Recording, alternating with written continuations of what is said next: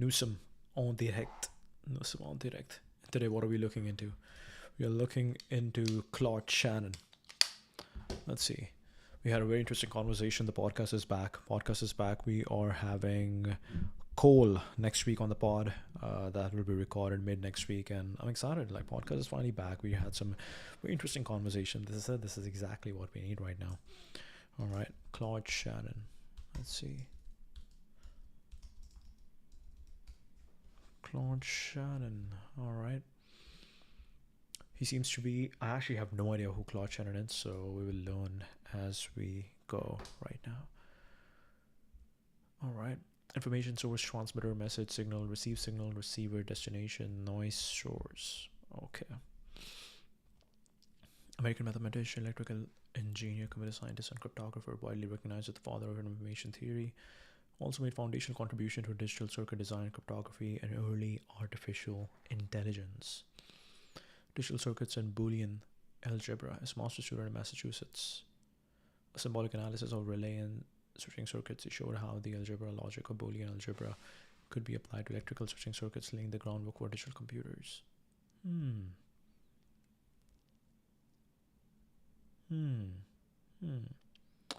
Seminal paper, mathematical theory of communication, introducing the concept of information theory, a measure of uncertainty, channel capacity, and the idea of the bit as a unit of information, cryptography.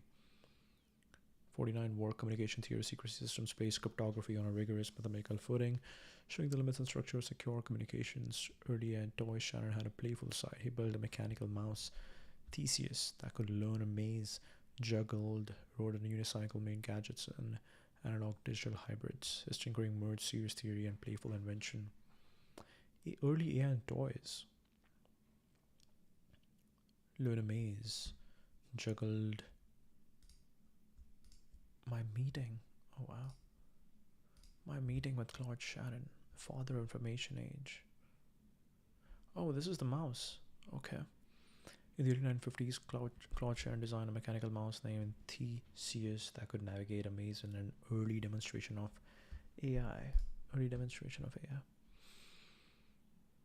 Rode a unicycle, made gadgets, and analog digital hybrids, as tinkering merged series theory. How Claude Shannon invented the future. Okay. Every modern digital system, computers, smartphones, and the internet, digital media rests on principles Shannon articulated. We're living in the information age. It's Shannon whose fingerprints are on every electronic device we own. Common language bits, entropy, capacity for thinking about data, communication, noise, and help engineers know how much information can be transmitted reliably over a given channel. Art into a science, influencing how secure communication systems are designed today. His digital logic work at MIT essentially made possible the notion of on-off digital computation, so digital computing, as we know it, owes much to him. Selected timeline 16. Born in Petoskey, Michigan, graduated University of Michigan with degrees in mathematics and electrical engineering. Master's thesis at MIT on switching circuits. Completed PhD at MIT. Publication of a mathematical theory of communication theory of secrecy systems. Faculty at MIT's Research Laboratory of Electronic, passed away in Medford, Massachusetts. 2001. Wow. He lived a long life. Wow, from 1916 to 2001. That is incredible. Wow, he saw the, he saw like World War One, World War Two, the Cold War, everything.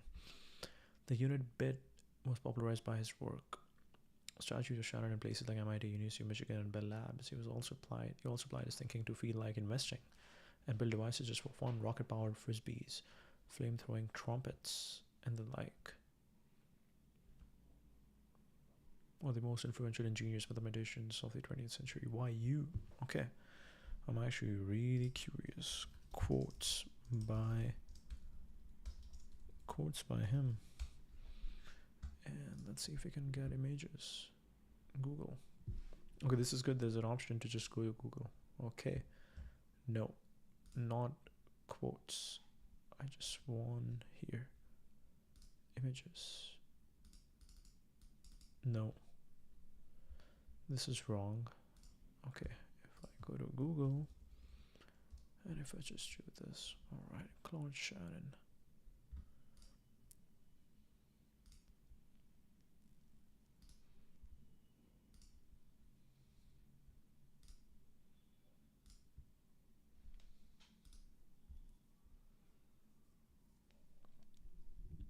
How Genius Things works and lives 10,000 hours with Claude Shannon. Asking the questions he probably wouldn't. Cull your inputs.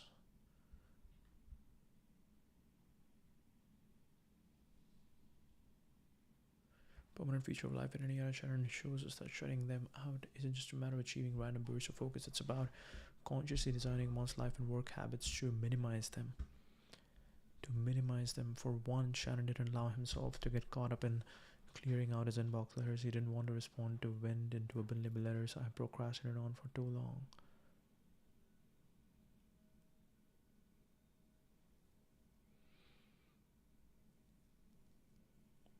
Plow back into research and tinkering. Inbox zero, be damned. Yeah, this is the interesting thing. Inbox zero is very interesting. Do you want to use your energy over there? Okay.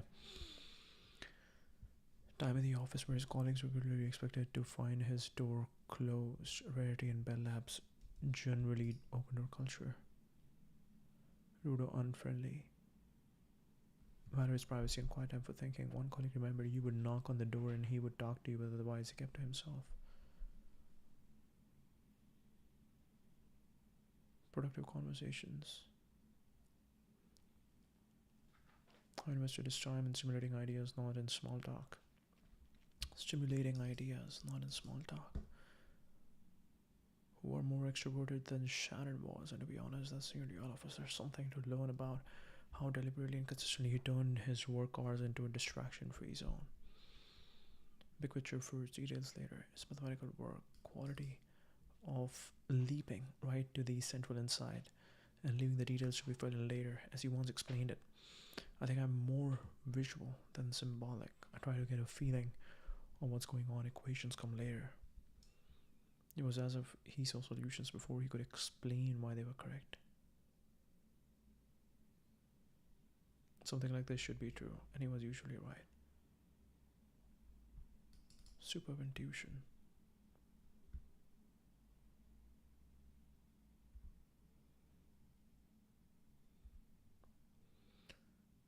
What was actually true?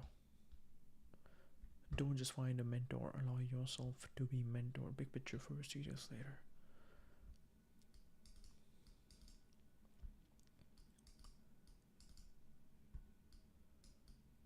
Find the right small successful person to back your career and you are all set. Confidence to approach someone whose guidance can make a difference in your development. It requires the ability to take the guidance too hard, even when it's uncomfortable, challenging, or counterintuitive. Otherwise, what's the point?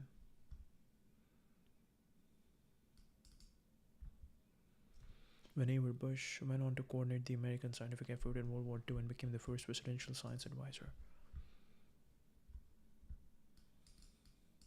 Out of his comfort zone in some productive ways. Master thesis. Whoa. This is too much? Okay. Urged Shannon to write his PhD dissertation on theoretical genetics, a subject pick up from scratch, and that was far away from the engineering mathematics he had spent years working on. The Bush pushed Shannon to do so testifies to his trust in his protege's ability to rise to the challenge. That Shannon agrees, testifies to his willingness to stretch himself. There's a whole set of possible responses might have had to that moment. Genetics, huh? But Bush knew that what he was doing, and Shannon was humble enough to trust his judgment and let himself be a mentor. Accepting real mentorship is in part an act of humility. The best of it comes when you are actually willing to trust that mentor sees something you don't see. There's a reason, after all, that you sought them out in the first place. Be humble enough to listen. Generalizing or specializing. In these days, when there is a tendency to specialize so closely, it is well for us to be reminded the possibilities of Being advanced, broad, and deep did not pass with Leonardo da Vinci or even Benjamin Franklin. Men of our profession, we teachers, are bound to be impressed with the tendency of youths of strikingly capable minds to become interested in one small corner of science and are interested in the rest of the world. But a creative mind insists upon living in a modern monastic cell.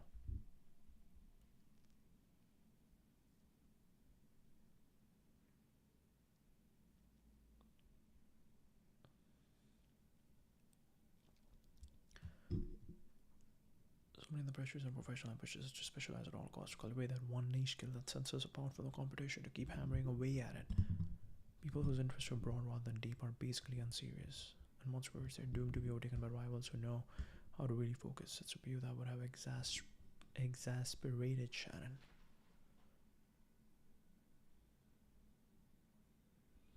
Natural curiosity was so successful in his chosen fields not just because of his raw intellectual horsepower, but because of how deliberately he kept his interests diverse. His remarkable master's thesis combined his interest in Boolean logic and computer building, two subjects that were considered entirely unrelated until they fused in Shannon's brain. His information theory paper drew on his fascination with code-breaking language literature. Three different ideas simultaneously, and strangely enough, it seems a more productive method than sticking to one problem.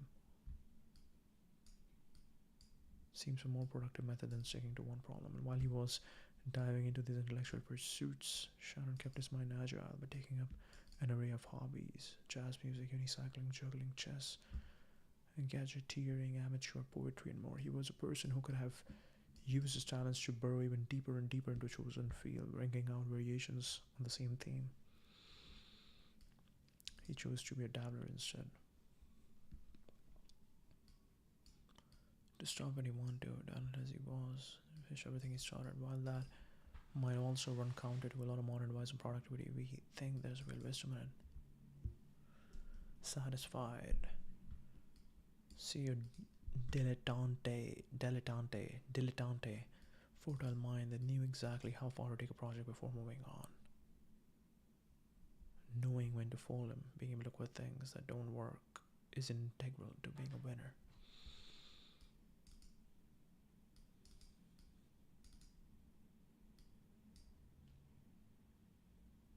Some things you do for you, some things you do for you. Chaos is okay.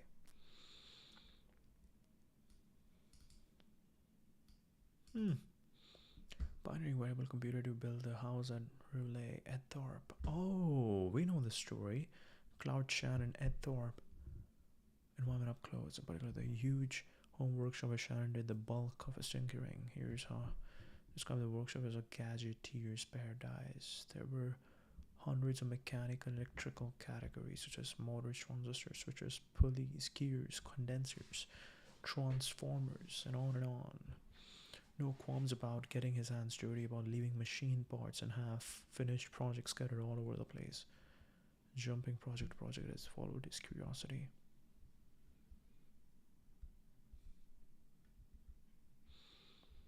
You suggested 3 reasons for not receiving a prompt answer to your letter relating to your interview. The correct answer was none of these. It is that I'm a chronic procrastinator. However, I'm enclosing a long-lasting corrected version of our interview.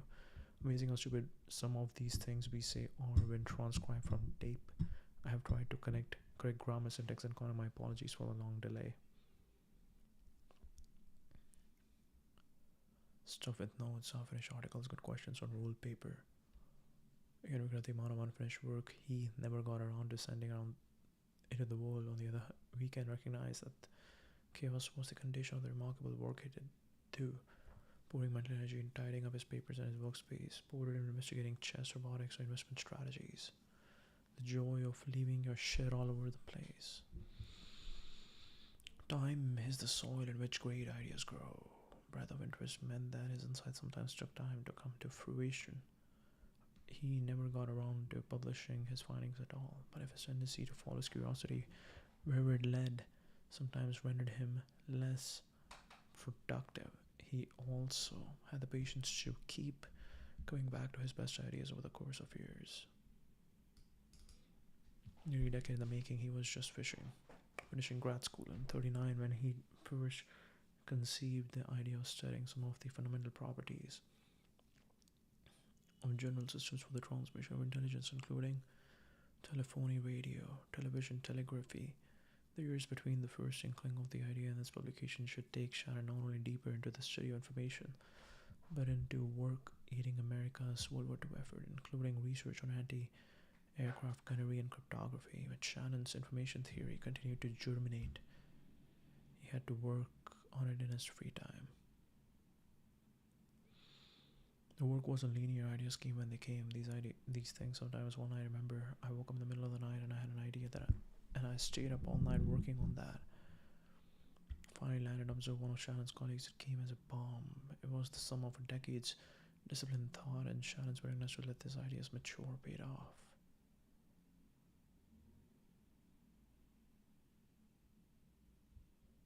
Time to come to fruition. Hardest lesson for us to swallow, living in the age that we do. We bathe in instant gratification, waiting 10 minutes, let alone 10 years. Some reaction to our work can seem almost outlandish, but for people in the creative, entrepreneurial, and idea-making worlds, no more useful advice. We need to hear genius takes time. Remember also, Claude Shannon wasn't working on information theory full-time for 10 years. It was for many of those years his side hustle, maybe the ultimate side hustle. Endurance and sticking with it yielded the most important work he would ever produce. Stuck with something for long enough. The content of your friendships. If you're limited company, the most what could we do in a spare time? Is stuck with something for long enough. Maybe the ultimate side hustle, but his endurance is checking was more work he would ever produce. He wasn't working on it full time for 10 years. It was a side hustle. Wow. Summarize the information theory by Claude Shannon. I remember the Ed Thorpe story because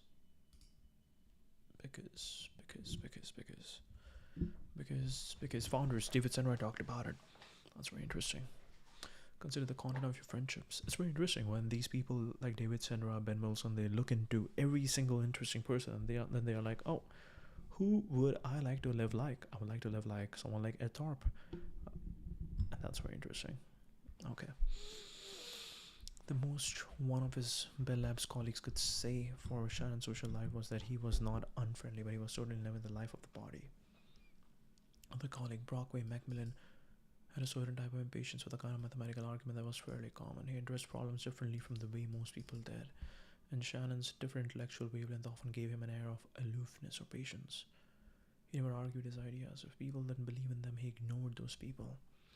There's a fine line between arrogance and serene self-confidence. Shannon generally stayed on the right side of the line because he had the intellectual resources to back up his confidence, but just as importantly, he spent his time cultivating those resources because he was never one to get caught up jockeying for status, playing off his politics, or trying to win over every critic. The pleasure of problem solving was worth more to him than all of that, and so when it came to choosing his relatively small number of friends, he deliberately chose those who took pleasure in the same thing and who helped to bring out the best in him. During the World War II, those friends included Alan Turing, with whom Shannon struck up a lively intellectual exchange during Turing's fact-finding trip to study American cryptography. Bell Labs, also one of fellow engineers Barney Oliver, Joan Pierce, pioneering figure in the history of information technology in his own right. More creative because he chose to surround himself almost exclusively with people whose smarts and creativity he admired. More than most of us, he was deliberate in his friendships, only choosing friends who drew out his best on the content, not just the connection. Casual moments, the share of fun, probably more than many friends. They also spent time talking about serious and heady things. AI, as only two of its pioneers could.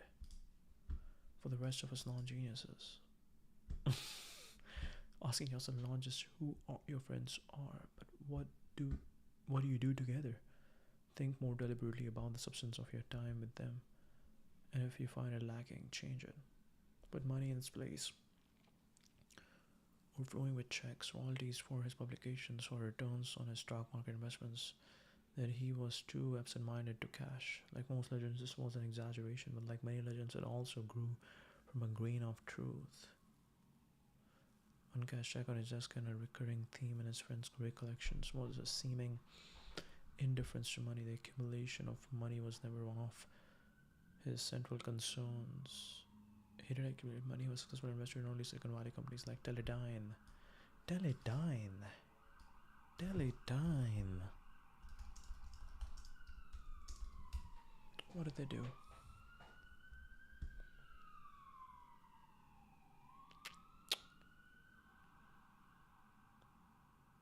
Henry Singleton, George Kosmetsky, legendary conglomerates, electronics, instrumentary, material science, aerospace, Teledyne, industrial scientific systems,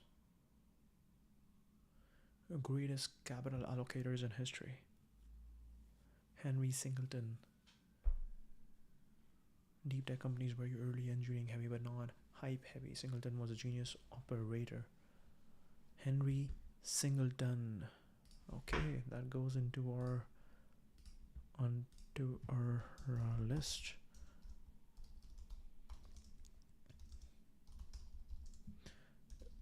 Greatest capital allocators. Okay, very interesting. Harrison Laboratories. Laboratoire, which was acquired by H.P. Shannon, pursued stockpicking as one of his many hobbies, gave talks on investing, and died a wealthy man.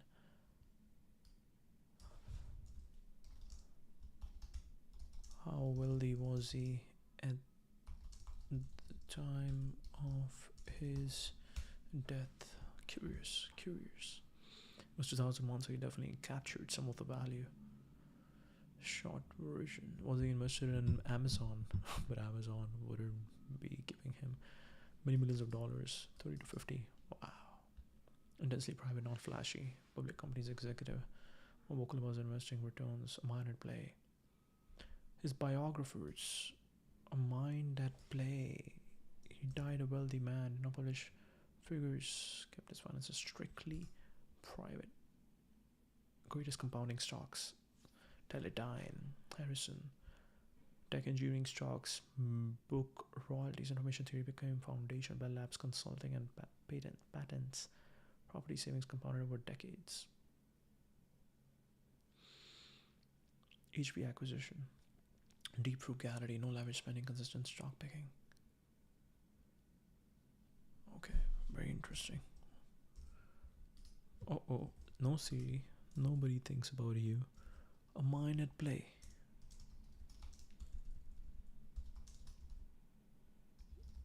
Key takeaways. Let's see. The Claude Shannon biography. A mind at play. We'll have to one day read. A mind at play. Okay. How did he square that with his almost single-minded pursuit of curiosity and scientific faith? There's a great line with stoic philosopher Seneca. He's a great man who uses earthenware dishes as if they were silver, but he is equally great who uses silver as if it were earthenware. It is the sign of an unstable mind not to be able to endure riches. But he's equally great who uses silver as if it were earthenware. It is a sign of an unstable mind not to be able to endure riches. Endure. Seneca has point there. The pursuit of money is a powerful distraction for the pursuit of what truly matters. Money is neither the root of all evil nor the solution to all of our problems. The question is whether it gets in the way of what's morally important. Excellent example of what it looks like to be wealthy without being consumed by the pursuit of wealth. Is all not just not as an opportunity to live lavishly. Opportunity to spend more time on the gadgeteering projects he loved. His investment returns funded his research on the physics of juggling and construction of juggling robot. Invention with Ed Thorpe of their roulette beating wearable computer. Chess playing machine and ancestor of Deep Blue. It could play 6 moves of an endgame. Oh, why do I keep doing this? Okay. Okay. None of us need to be told that pursuit of money can obscure what's important and valuable, but it is valuable to remind ourselves that wealth nearly always comes as an indirect effect of incredible work rather than as the end goal. The Silicon Valley entrepreneur Paul Graham puts puts it like this: I get a lot of criticism for telling founders to focus first on making something great instead of worrying about how to make money. This is exactly what Google did and Apple did. And Apple, for that matter, you would think examples like that would be enough to convince people. The lesson of Shannon's financial life isn't just the indifference to money, it's that he was both indifferent to it and managed to acquire it. We think the former freed up the brain space to work on the things that led to the latter. Fancy is easy, simple is hard. Who wrote the most detailed tomes, or whose theories came with the most bells and whistles? Most radical simplicity.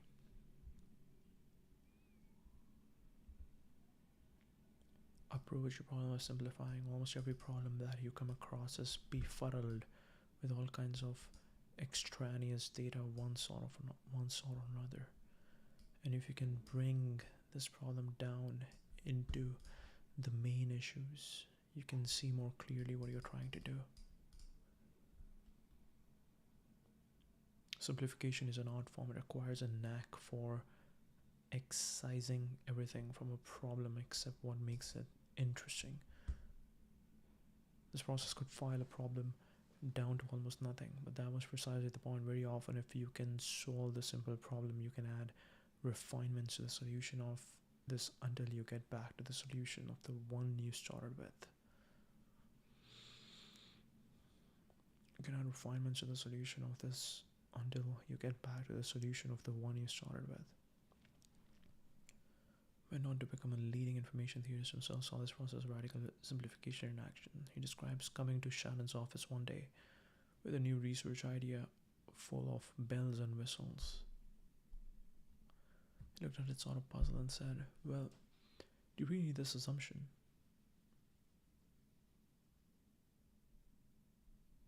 Do you need this other assumption?"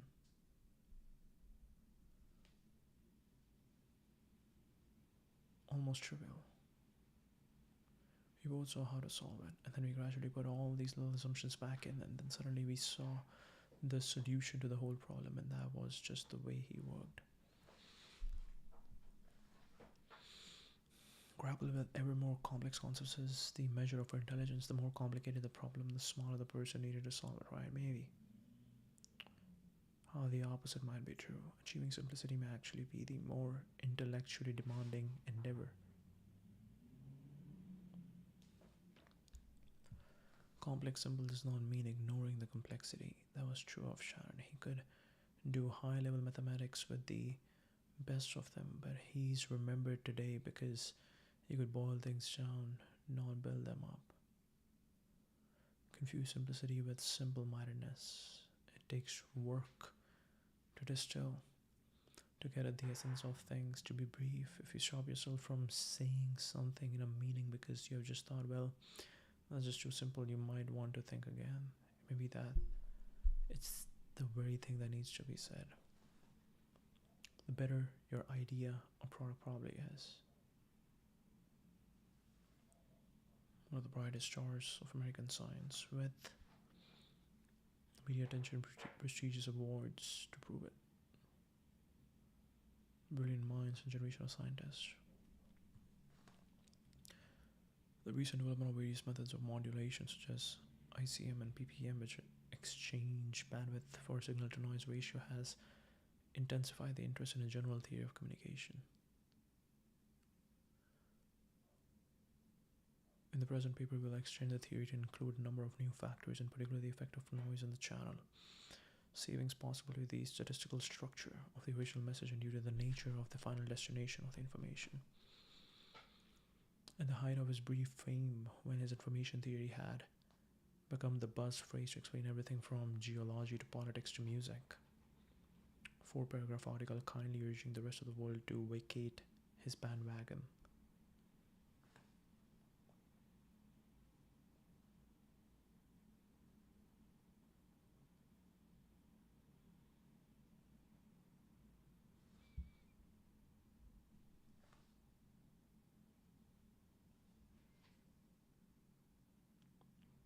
Certainly been sold, if not oversold, to the business of research and development at the highest scientific plane we can maintain. Turf for himself.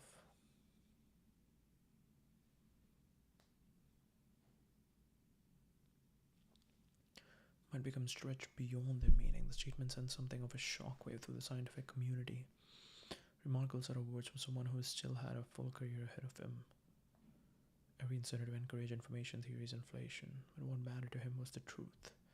It was his commitment to sincere, serious research that ultimately made his reputation. I think he would have found it gauche to do so, but he also didn't have to because his ideas were so striking and original that they caught fire on their own. What does that mean for the rest of us? Do we all believe that our work is striking and original? Probably. And look, maybe our ideas are just that good, but Shannon's example and the surprising speed with which his ideas took off can be valuable, not when our ideas are that good, but when we veer to the opposite extreme, flocking our ideas well past the point at which we should know better. Sometimes there just isn't a there, and it's time to move on. Or as the great philosopher Regina George put it in Mean Girls, stop trying to make fetch happen. It just isn't going to happen. Don't look for inspiration, look for irritation. Value freedom over status. Wow. Reflecting on the arc of his career, I don't think I was ever motivated by the notion of winning prizes, although I have a couple of dozen of them in the room. I was more motivated by curiosity. Never by the desire for financial gain. I just wondered how things were put together, or what laws or rules govern a situation, or if there are theorems about what one can't or can do, mainly because I wanted to know myself. He wasn't exaggerating. Regularly given awards that he wouldn't go to the trouble of accepting. Envelopes inviting him to give prestigious lectures would arrive. Procrastination bin we mentioned earlier, his indifference was on display. For all seen other ways, he accumulated so many honorary degrees that he hung the doctoral hoods from a device that resembled a rotating tie rack. The awarding institutions would have found that treatment fitting or insulting, and speaks to the lightness with which Shannon took the word of being lauded. Certain strategic and personal advantages of being immune to the pull of trophies and plaques. Explore areas of research that no other respectable scientist might have ventured into. Toy robots, chess, juggling unicycles. He built machines that juggled balls and a trumpet that could breathe fire when it was played. Mathematicians worry about spending time on problems of insufficient difficulty. Toy problems, work with actual toys in public. Time and time he pursued projects that might have caused others embarrassment, engaged questions that seemed trivial or minor, that managed to wring the breakthroughs out of them.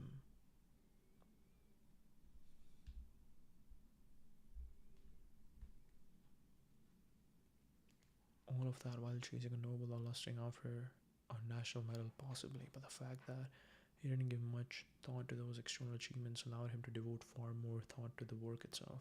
It's easier to write those words than to live by them. We are all conscious of our status. For the ambitious and talented, it's especially tough to be indifferent to it. Shannon can help us break that mold, though, because his example points us to the rich prize on the other side of indifference, fun, and freedom. Fun can sound too casual and unimportant, especially for a lot of type A hard chargers, but freedom is a more interesting and useful virtue. Even when it risked his status, Shannon pointedly did not stay in his lane. He gave himself the freedom to explore whichever discipline caught his fancy, and that freedom came in part from not caring what other people thought of him. When we are in the midst of chasing awards and honors, we often forget the way they can crowd out freedom. Nothing weighs you down like too many pieces of flair.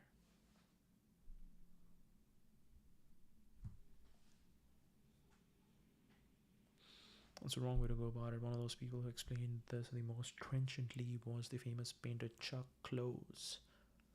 Inspiration is for amateurs. The rest of us just show up and get to work, and the belief that things will grow out of the activity itself, and that you will through work bump into other possibilities and kick open other doors that you would never have dreamt of if you were just sitting around looking for a great art idea. If you hang in there, you will get somewhere.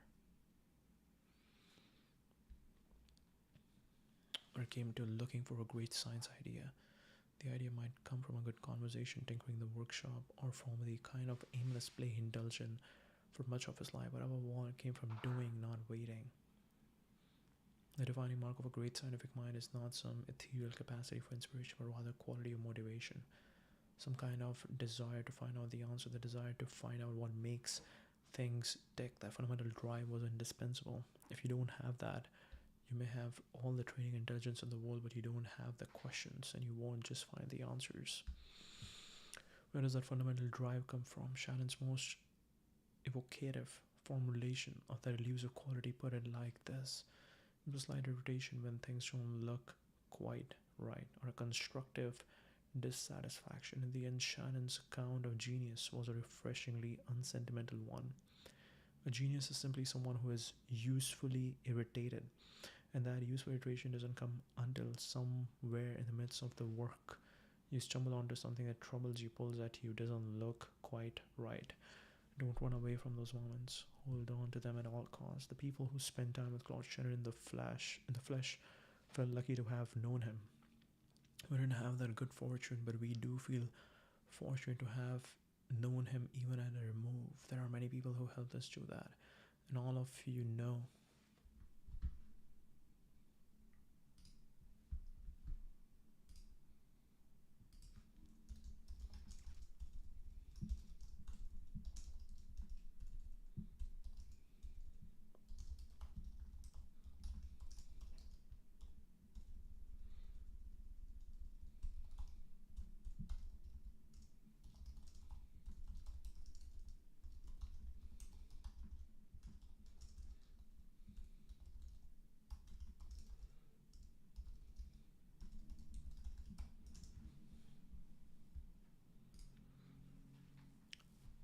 Hold on to them at all costs. The people who spent time with Claude Shannon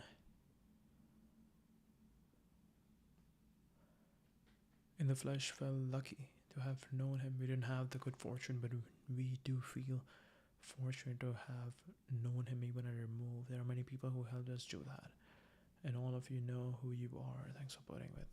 Da-da-da-da. Wow. Okay, this was good. This was good. Let's go here. No. Let's go here.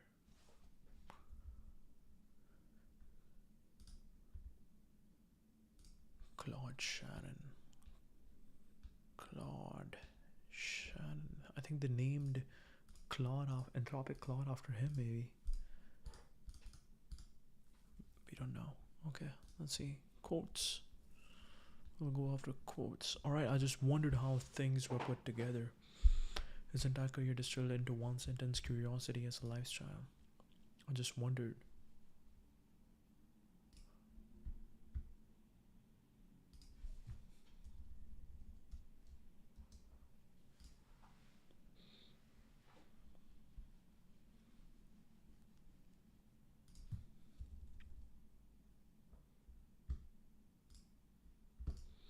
I just wondered how things were put together. Information is the resolution of uncertainty.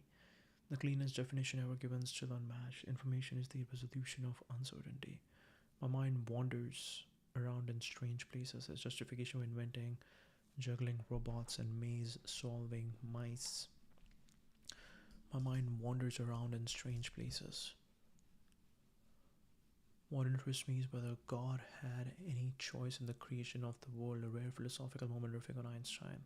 What interests me is whether God had any choice in the creation of the world. Whether God had. I think it's also very interesting. Sometimes they should also mention, like, in what year did they say this quote? Because let's say if he said this quote when he was at the peak of his career, when he was mentally, he was at the peak state, did he say that, or did he say when he was really old, not at his peak of his career, but maybe with more knowledge, more wisdom, and how that changed over the years? That is very interesting. Information is the resolution of uncertainty. My mind wanders around in strange places. What interests me is whether God had any choice in the creation of the world. I would rather play with things and discover new properties.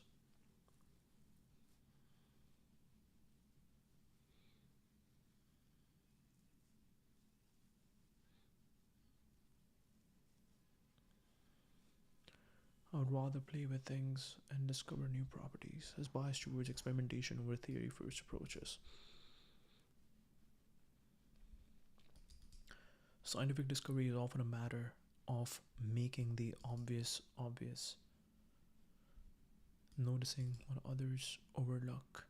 Scientific discovery is often a matter of making the obvious obvious. It is almost impossible to teach someone to become interested. Even curiosity can be taught, only nurtured. Sometimes we make things more complicated than they really are. Sometimes we make things more complicated than they really are. Shannon's style lines: simplify, simplify, simplify, then add lightness. His design ethos: the reason digital logic exists, then add lightness. Good ideas are rare. When you have one, write it down, build it fast. Good ideas are rare. When you have one, write it down, build it fast. His approach to invention, patents, and tinkering.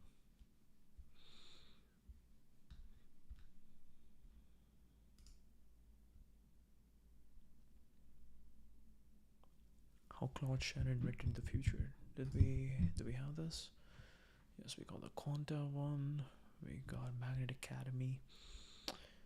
My meeting with Claude Shannon. This looks very interesting. New Yorker. Okay, New Yorker. Let's see New Yorker.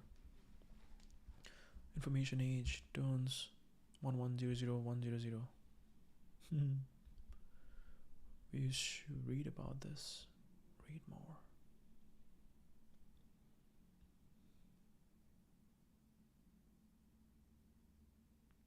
His reappearance, according a bit of juggling at the banquet, was the talk of symposium, but he never attended again.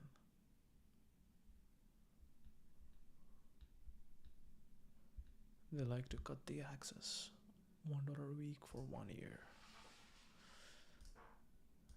Yeah, it's interesting. Are we gonna keep paying for this? We don't know. Okay. Information freedom from uncertainty. Shannon's genius was defining information mathematically, not as meaning, but as a reduction of uncertainty. Reduction of uncertainty. Defining information mathematically. Reduction of uncertainty. Digital communication, compression, cryptography, everything encoded in bits. Even when you can reduce uncertainty in a system, markets, startups, communication, relationships, it's pure leverage. Even when you can reduce uncertainty in a system.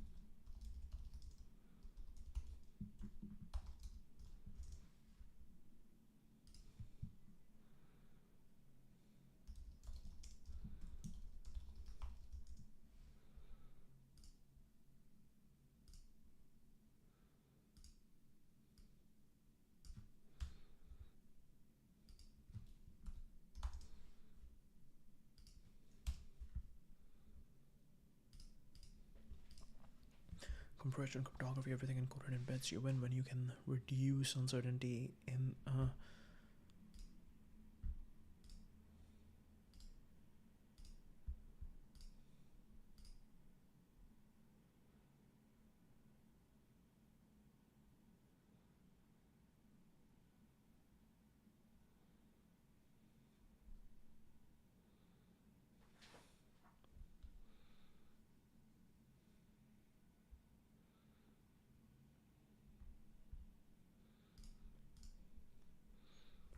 simplicity over complexity. Shannon had a lifelong obsession with stripping problems to their core. He'd ignore 90% of details most people get stuck in. This is how he connected Boolean algebra, electrical circuits, probability, communication, noise channel capacity. Meta lesson. Abstraction is a superpower. What is the cleanest version of this idea? Playfulness drives breakthroughs. Office was full of playfulness drives breakthroughs. Shannon's I was also juggling props, mind puzzles, unicycles, robot mice, homemade gadgets, weird experiments, toy boxes. When you allow yourself to follow curiosity without insisting on utility, you already live this with AI browser experiments. Genius.